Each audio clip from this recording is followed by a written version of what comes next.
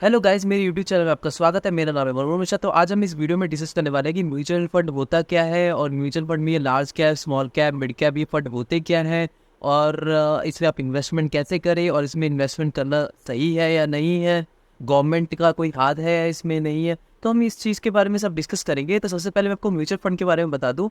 तो जैसे कि आपको पता है कि जो स्टॉक्स, आपको आपने स्टॉक्स के बारे में सुना होगा। जैसे आप स्टॉक्स एक पर्टिकुलर, जैसे कोई कंपनी होती है उसके स्टॉक्स होता है, उसके शेयर्स होता है और उसकी एक पर्टिकुलर प्राइस होती है। जैसे एग्जांपल ले लीजिए, बड़ी कंपनी हो गई जैसे टाटा, उसका भी शेयर एक एक स्टॉक, उसका प्राइस है या एक शेयर का प्राइस है 4,000 रुपये, क्योंकि वो बहुत अच्छी खासी डेवलप कंपनी है तो उसमें बहुत अच्छा खासा पैसा लग रखा है और तभी उसका प्राइस बहुत ऊपर है। अब जैसे कोई स्टार्टअप हो गया, वो कंपनी क्या है, उसकी प्राइस बहुत कम होती है, 50 पैसे, 1 रुपये, और फ्यूचर में वो बड़ी, उनकी उनके पास डेवलप होने की बहुत ज़्यादा पोटेंशियल होता है एज कम्पेयर टू बड़ी कंपनीज। तो होता क्या है कि अब आप ये बोलेंगे म्यूचुअल फंड होता क्या है। चलिए, तो आपने स्टॉक के बारे में बता दिया। तो म्यूचुअल फंड होता क्या है कि आप जो डिफरेंट डिफरेंट जो स्टॉक्स है ना, उसको कंबाइन करके एक फंड बना के रखते हैं। मतलब सबको एक साथ कंबाइन करके, जैसे अंबानी का जो रिलायंस हो गया, अदानी का जो कंपनी हो गया, अभी टाटा का हो गया, सब कंबाइन करके एक में रखते हैं। तो क्या होता है, डाइवर्सिफाई हो जाता है। और वो एक पर्टिकुलर जो फंड में होता है उसका एक मैनेजर होता है, मतलब वो मैनेजर जो होता है वो मैनेजमेंट करता है उस फंड का। तो वो जो मैनेजमेंट जो करता है फंड का, वो अपना कुछ एक्सपेंस रेशियो लेता है, मतलब चार्ज लेता है। जैसे मैंने अभी आगे बताने वाला कि एक्सपेंस रेशियो होता क्या है, ये बेसिकली एक चार्ज ही होता है। मतलब जैसे कि आपको फंड मैनेजर क्या करता है कि वो मैनेज करता है सारा सब कुछ कंबाइन करके।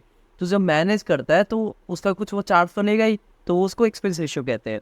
तो अब होता क्या है कि मैं आपको बताता हूँ, large cap, mid cap, small cap fund होता क्या है।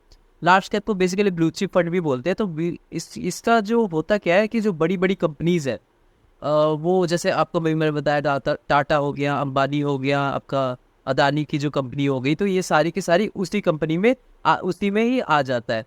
तो अब होता क्या है इसमें कि आपका लार्ज कैप में वो सारे डाइवर्सिफाई हो गया, मतलब सारे के सारे जो बड़े बड़े जो है वो सारे अलग अलग स्टॉक में लग गए, ठीक है ना। अब मिड कैप की तरह जो मिड बेस्ड कंपनी होती है, जैसे मतलब ये बीचों बीच कंपनी है जो फ्यूचर में टाटा अंबानी जैसे बन सकती है, तो ये इसमें बहुत अच्छा खासा पोटेंशियल होता है। तो अभी आप देखेंगे तो ब्लू स्टार की कंपनी हो गई, जो आपने एसी जो खरीदते हैं, तो ऐसी कंपनी वो बहुत फेमस है लेकिन अभी इतनी ऊपर तक पहुंची नहीं है। तभी वो सब जब पहुंचेगी तो वो लार्ज कैप में आ जाएगी। तो अभी मिड कैप फंड वो होते हैं जो मिड लेवल के होते हैं, और स्मॉल कैप फंड जो होते हैं जो स्मॉल कंपनीज पे होते हैं। तो इसमें क्या होता है कि जो आप फंड देखते हैं, तो स्मॉल कैप जो होता है वो बहुत ज़्यादा रिस्की होता है, क्योंकि उसमें छोटी कंपनीज होती है, उनके डूबने के चांसेस बहुत ज़्यादा होते हैं, लेकिन उनमें रिटर्न भी हाई मिलता है क्योंकि पोटेंशियल बहुत ज़्यादा रहता है। तो उसमें वॉलेटिलिटी आपको बहुत ज़्यादा फेस करनी पड़ती है।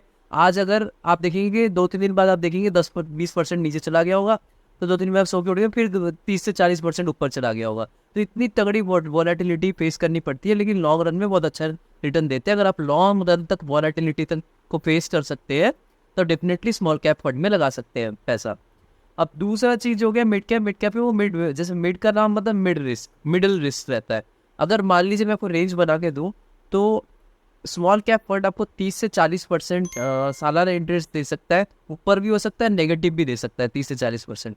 और अगर मिड कैप में लगाएंगे तो 20 से 30% पॉजिटिव, 20 से 30% नेगेटिव। तो अगर वैसे ही आप लार्ज कैप में लगाएंगे तो 10 से 20% पॉजिटिव, 10 से 20% नेगेटिव, ये एक्चुअल रेंज होता है। लेकिन ये वैरी करता है, जस्ट मैं आपको एक रेंज आइडिया दे रहा हूँ कि ये एक्चुअल ऐसी वॉलेटिलिटी होती है।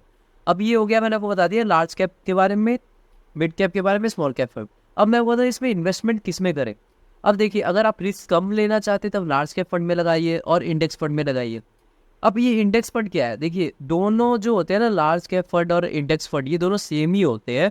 लेकिन डिफरेंस ये होता है कि जो लार्ज कैप फंड में ना 80% तक बड़ी बड़ी कंपनीज का शेयर्स होता है और 20% तक वो स्मॉल कैप फंड या मिड कैप फंड के थोड़ा बहुत ऐड करते हैं। क्यों ऐड करते हैं? क्योंकि 20%, क्योंकि थोड़ा बहुत रिटर्न एक्स्ट्रा जनरेट करने के लिए। मतलब फंड मैनेजर को लगता है कि भाई ऐसा कुछ कंपनीज है मिड कैप में, स्मॉल कैप में, जो फ्यूचर में लार्ज कैप बन सकता है। तो उसमें क्या होता है, चांसेस थोड़े से ज़्यादा बढ़ जाते हैं आपको रिटर्न के, as compared to index fund. Index fund में क्या होता है, टॉप 50 के बड़ी कंपनी ले लिया, तो उसमें क्या है, उसका आप देखिए एक्सपेंस रेशियो भी कम होता है, मतलब उसका जो मैनेजमेंट है फी बहुत कम होता है। रीज़न क्या है, क्योंकि उसमें जो मैनेजर है वो कुछ वो नहीं कर रहा है, मैनेज ही नहीं कर रहा है, क्योंकि जो टॉप 50 कंपनी है वो ऑलरेडी उसी में रह रहा है, कोई दिमाग ही नहीं लगा रहा है।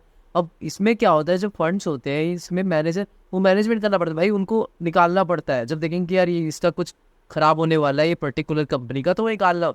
अब मैं आपको ये बता दूं कि इसमें आपको इन्वेस्टमेंट करना चाहिए नहीं करना चाहिए। मैं आपको बताऊँ, बोलूँगा तो करना ही चाहिए। रीज़न ये है क्योंकि इसमें डाइवर्सिफिकेशन बहुत अच्छी खास है। अब जैसे एग्जांपल लीजिए, आपने लार्ज कैप फंड में सारी कंपनीज में, बहुत सारी कंपनीज में लगा दी, जैसे 50-60 टॉप कंपनीज में लगा दी।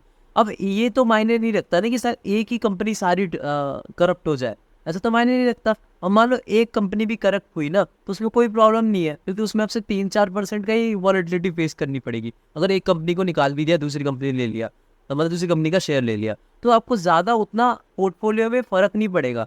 लेकिन अगर आप स्टॉक्स में लगाते तो आपको नॉलेज बहुत अच्छी होनी चाहिए, रिटर्न उसमें बहुत ज़्यादा पोटेंशियल रहता है। लेकिन अगर आपको नॉलेज कम है तो मेरा सजेशन है कि SIP करिए। और अगर आप रिस्क वॉलेटिलिटी को फेस करना चाहते हैं तो आप स्मॉल कैप पे जाइए। और अगर आप रिस्क कम लेना चाहते हैं, आप 10-15% के इंटरेस्ट से खुश है, क्योंकि आपको बैंक से तो 6-7% मिल रहे हैं, 10 से 15% आप खुश है, तो आप लार्ज कैप फंड में लगा सकते हैं या इंडेक्स फंड में आप अपना पैसा इन्वेस्ट कर सकते हैं। तो मेरे चैनल को सब्सक्राइब जरूर करिएगा, मैं ऐसे वीडियो लाता रहूँगा। Thank you.